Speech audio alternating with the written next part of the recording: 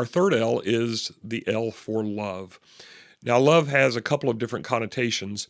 First off, love is the greatest commandment. Jesus says in Matthew 22, in Mark 12, etc., that we are to love God with all of our heart, mind, soul, and strength, and we are to love our neighbor as ourself.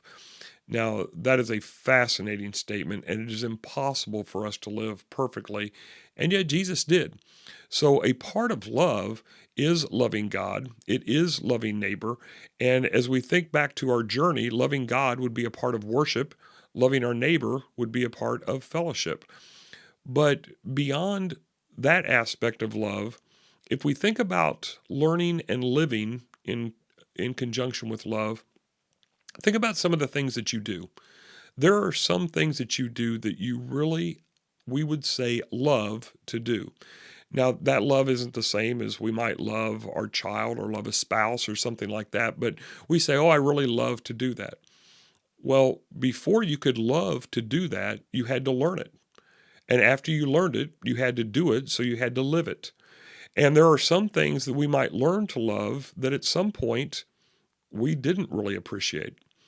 I think for some people, giving is a part of that. People know that, well, the church, it costs money to keep the church up. We don't charge admission to come in and do those kinds of things. But people will say, well, do I really need to give? I can't afford to give. But maybe they give out of obligation or they give out of, for some other reason. So they're living, they know they should give.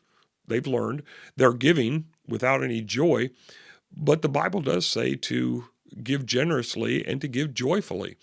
And so over time, sometimes that obedience of simply giving or of simply getting up to go to church or whatever it might be, sometimes that living that we are doing becomes love. It becomes a part of who we are. It's something that we really begin to appreciate.